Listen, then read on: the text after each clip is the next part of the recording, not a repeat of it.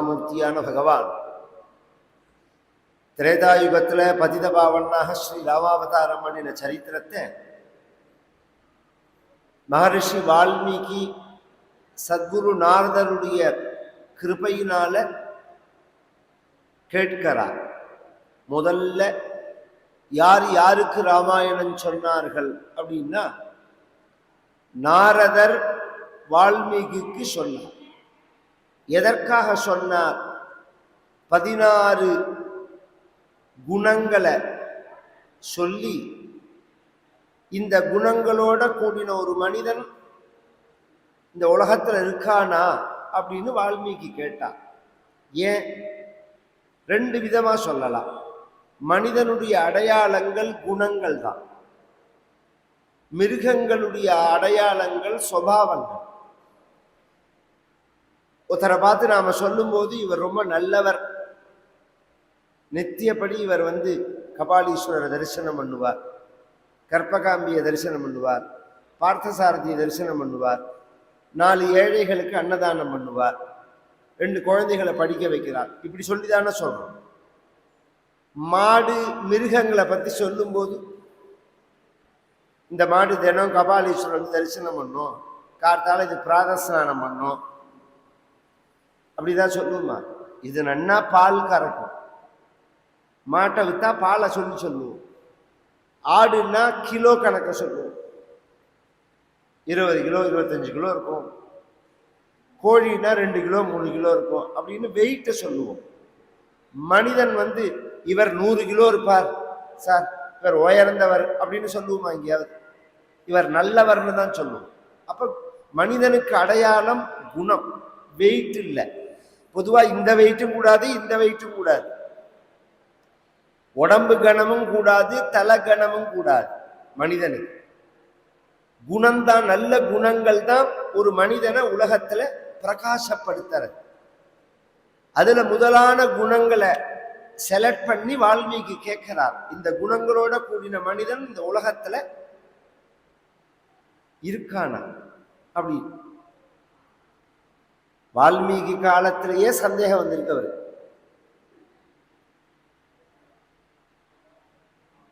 ஏன் அப்படின்னா நிரந்தரமா இருக்க மாட்டேங்கிறது குணங்கள். இன்னைக்கு நல்லவன்னு சொல்றோம், நாளைக்கு பார்த்தா ஆள் மாறி போயிடுறான்.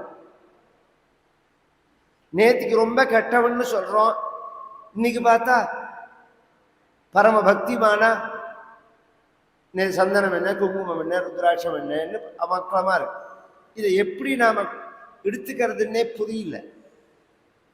இது ஒரு விஷயம். 2வது, குணங்களால தான் ஒருத்தர்கிட்ட நமக்கு பிடிப்பு வருது. ஒருத்தரை பிடிக்கிறது, ஒருத்தரை பிடிக்காம இருக்கிறதுக்கு காரணம் குணங்கள் தான். சாஸ்திரங்கள் என்ன சொல்றது? பகவான் அடையறதுக்கு வழி தியானம்ங்கிறது. கவனிச்சு கேட்டுவாங்க, அப்பதான் புரியும். ஆலோட்ய சர்வசாஸ்திராணி விசாரியச்ச புனః இதமேகம் சுனிஷ்பன்னம் தேயோ நாராயண சதா. நீங்க எத்தனை சாஸ்திரங்களை எத்தனை தடவை பெரட்டி பெரட்டி படிச்சாலும் தெரிஞ்சுக்க வேண்டிய விஷயம் ஒண்ணுதான், நாராயணனை தியானம் பண்ணணும் அப்படிங்கிறது தான். பகவானை தியானம் பண்ணணுங்கிறது. அந்த தியானம்ங்கிறது நினைவு. ஈஸியா புரியறதுக்காக சொல்ற, தியானம்ங்கிற சப்தத்துக்கு அர்த்தம் வேற, நினைவுன்னு வச்சுக்கோங்க. அந்த நினைவு நமக்கு எதனால வருது? ஒருத்தரை பத்தின நினைவு எதனால வருதுன்னா குணத்தினாலதான் வருது. அவர்கள் நல்லவர்களா இருந்தாலும் நமக்கு நினைவு வருது, கெட்டவர்களா இருந்தாலும் நினைவு வருது. கெட்டவர்களா இருந்தா கோபம் வருது, நல்லவர்களா இருந்தா பிரியம் வருது. ஒரு மனைவிட்ட, ஒரு குழந்தைகள்கிட்ட, சகோதரர்கள்ட்ட, உறவினர்கள்ட்ட நமக்கு நினைவு வர்றதுக்கு காரணம் பிரியம். நம்மளை நினைன்னு யாரும் சொல்லல. இங்கேருந்து வெளியூர் கிளம்பி போனாலும் மனைவியை பத்தியே நினைச்சுட்டு இருக்கான், குழந்தைய பத்தியே நினைச்சுட்டு இருக்கான். சம்பாதிக்கிறதுக்கு ஏதோ வெளிநாடு போயிருக்கான். இங்கேருந்து கணவன் போனாலும் மனைவி நினைக்கிறான். யார் நினைக்க சொன்னா? பகவான நினைன்னு சொல்றது சாஸ்திரம். அந்த நினைப்பு வரமாட்டேங்குது நமக்கு. மனைவியோ குழந்தைகளோ உறவுகளோ நம்மளை நினைன்னு சொல்லலை, ஆனா நமக்கு அந்த நினைவு தான் வருது. என்னத்தினாலேன்னு யோசனை பார்த்தீங்கன்னா பிரியத்தினால. அந்த பிரியம் பகவான்கிட்ட வந்தா பகவானோட நினைவு வருமா வராது? இந்த பிரியம் நமக்கு பகவான்கிட்ட வந்ததுன்னா பகவானோட நினைவு வருமா வராதா? அந்த பிரியம் பகவான்கிட்ட வரணும்னா பகவானோட குணங்கள் தெரிஞ்சாதானே வரும். அதுக்கு தான் கதை கேட்கறது. கதை கேட்டா பகவானுடைய குணங்கள் நமக்கு புரியும்.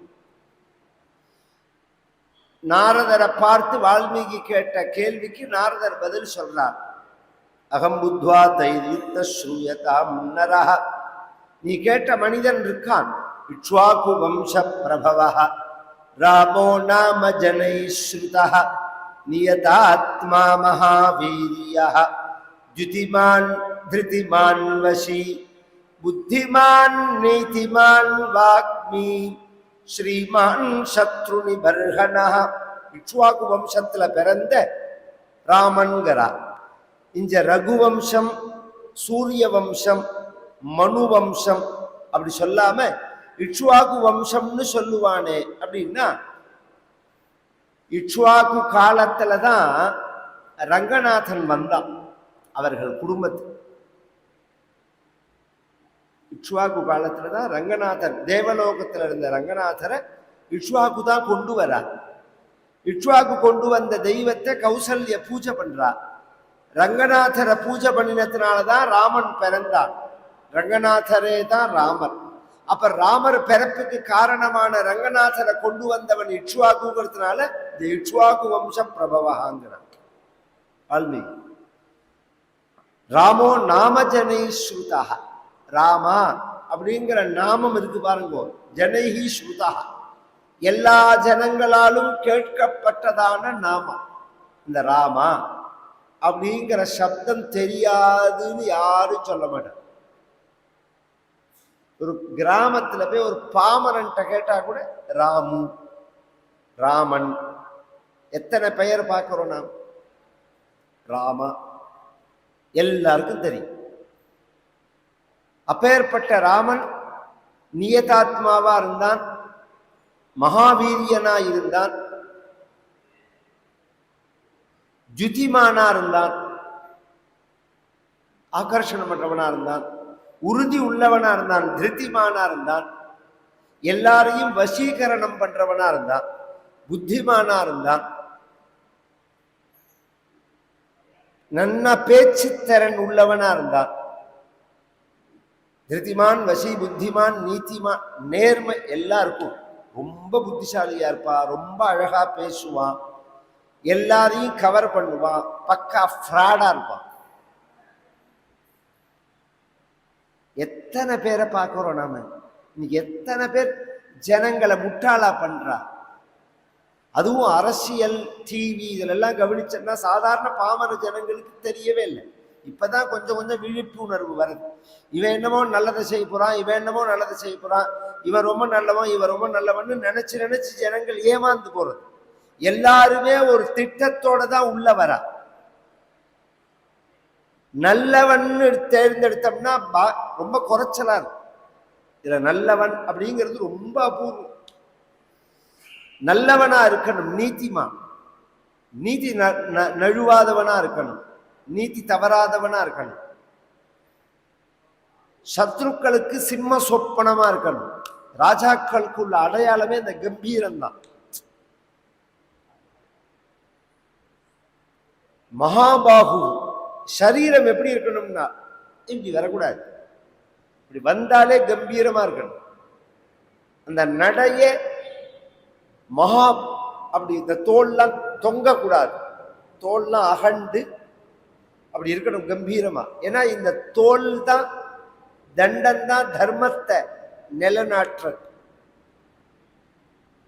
இதெல்லாம் ரொம்ப டீப்பான விஷயம். அழகான வாய், முகம், இப்படி எல்லாம் வர்ணிச்சுட்டே வரா. தசரதனுடைய மகனான அந்த ராமனுக்கு பட்டாபிஷேகம் பண்ணணும்னு ராஜா தசரதன் நினைச்சு கைகேயி வரங்கேட்டு அந்த பட்டாபிஷேகத்தை நடத்த விடாம செஞ்சு ராமன் காட்டுக்கு போய் ராட்சசர்கள் எல்லாம் வதம் பண்ணிட்டு திரும்பி அயோத்தியில வந்து பட்டாபிஷேகம் பண்ணிட்டான் பகவான். 11,000 வருஷம் இந்த உலகத்துல ராமன் வாழ்ந்தார். தசவருஷ சஹசிராணி தசவருஷ சதானி ச ராமோ ராஜ்யமுபாசித்வா. ராஜ்யத்தை பகவான் கடைபிடித்தார். அநேக யாகங்களை பகவான் பண்ணினான். ஏகப்பட்ட தான தர்மங்களை பகவான் பண்ணினான். கடைசியில பகவான் கிளம்பி எல்லாரையும் அழிச்சுட்டு வைகுண்டம் போக போறான். போகல. இத கவனிச்சு கேட்கணும். நடந்ததை மட்டும் சொல்லல நாரதர், நடக்க போறதையும் சொல்றார். நடந்ததை யார் வேணாலும் சொல்லலாம், நடக்க போறது சொல்ல முடியாது. இந்த ஜோசியத்திலேயே அதுதான் பெரிய விஷயமே, ட்விஸ்டே அதுலதான் இருக்கு. நடந்ததை சொல்லிடுவா. உனக்கு இந்த வயசுல இந்த மாதிரி ஆச்சா, தசாபுக்தியை வச்சுன்னு சொல்ல முடியும். இன்ன பிரச்சனை வந்துதா, இன்ன கஷ்டம் வந்துதா, நீ இப்படி மோதிண்டியா, தீல அடிபட்டுதா, எல்லாம் சொல்லலாம். நாளைக்கு என்ன நடக்கும்னு சொல்ல முடியுமா? நாளைக்கு என்ன நடக்கும் அப்படின்னு சொல்ல முடியுமா? அது சொல்லி அதுபடி நடந்தாதான் அவ வாக்பலிதம் உள்ளவர்கள்னு அர்த்தம். ஜோசியனுக்கு வாக்பலிதம் தேவை, மகான்களுக்கு திவ்ய ஞானம் தேவை. இந்த ஜாதகம் இல்லாமலேயே சொல்லுவார்கள் மகான்கள், ஜாதகம் இல்லாமலேயே சொல்லுவார்கள். பரமாச்சாரியால்கிட்ட ஒரு பாட்டி வந்து என் பையனுக்கு உடம்பு படுத்துறது, நீங்க ஏதாவது பரிகாரம் சொல்லுங்கோன்னா. யார்கிட்ட? பரமாச்சாரியால்கிட்ட. பரமாச்சாரியால் சொன்னால் ஒரு 8 பிராமணால வச்சிருந்து 8 பிராமணா கவனிச்சு கேட்கணும். ஹிந்து மதத்துல 8ங்கிறது மங்களமான ஒரு எண். ரொம்ப பேருக்கு அது தெரியாது. இந்த வெஸ்டர்ன் கல்ச்சரை வச்சுட்டு இந்த எண்ணு மட்டம், இந்த எண்ணு ராசி இல்லை, இப்படிலாம் நீங்க சொல்லவே கூடாது. அஷ்டலக்ஷ்மி, அஷ்ட ஐஸ்வர்யம்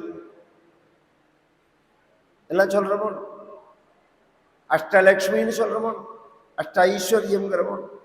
8ங்கிறது சனி பகவானுக்குள்ள நம்பரும் 8 தான், 7 இல்லை. இந்த சனைஸ்வர சாந்தி நடக்கிறதே சூரியனுக்கு 1, சந்திரனுக்கு 2, குருவுக்கு 3, ராகுவுக்கு 4, புதனுக்கு 5, சுக்கிரனுக்கு 6, கேதுவுக்கு 7, சனிக்கு 8, செவ்வாய்க்கு 9. இந்த நம்பர்கள் இந்த கிரகத்தை குறிக்கும். அதுல சனி பகவானை குறிக்கிற நம்பர் 8 தான். சில பேர் 8 ராசி இல்லையம்பா. அதனாலயே இந்த ரிஜிஸ்ட்ரேஷன், கார் ரிஜிஸ்ட்ரேஷன்ல ஒரு காலத்துல நகரவே நகராது நம்பரே. இந்த 8 நகரத்துக்கே 1 வாரம் ஆகும். அவன் பார்த்தா அப்புறம் மொத்தமா எடுத்துட்டான், 8ங்கிறதே கிடையாது. ஏன்னா ரிஜிஸ்ட்ரேஷனே ஆக மாட்டேங்கிறது.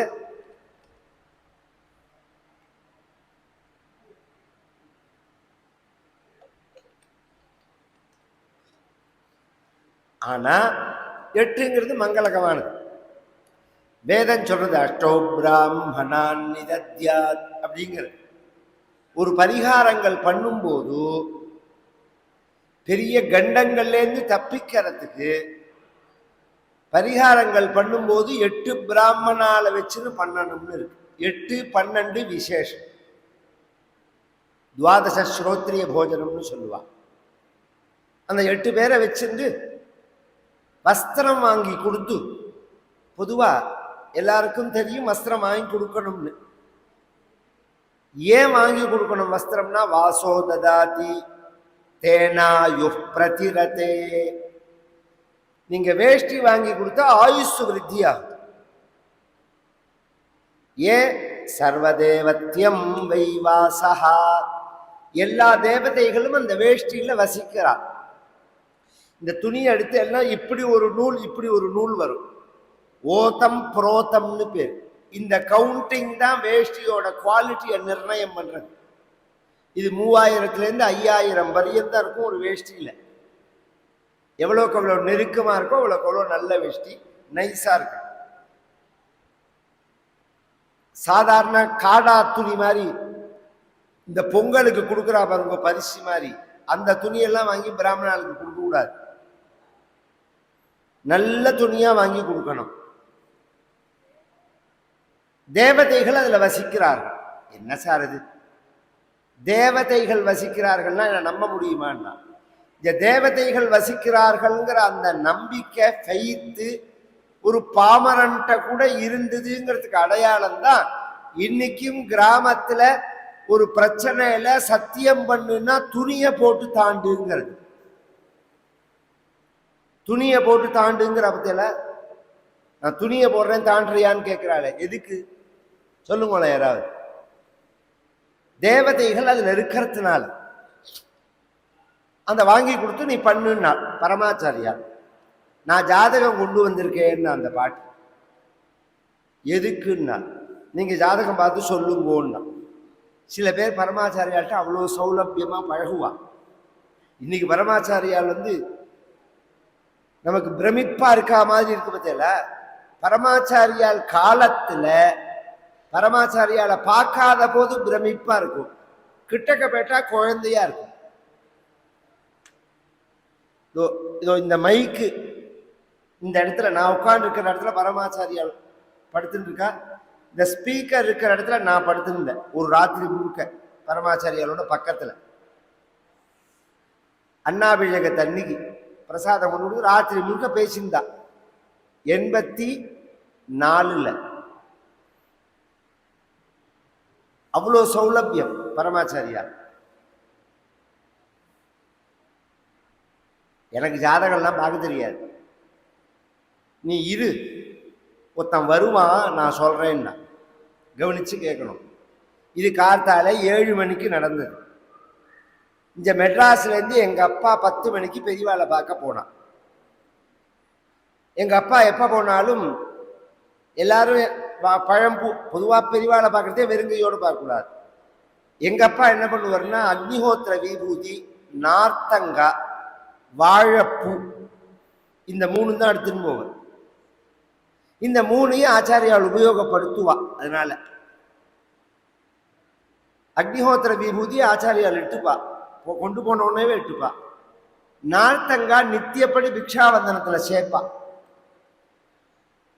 வாழைப்பூ சேர்ப்பா பரமாச்சாரியாளுக்கு.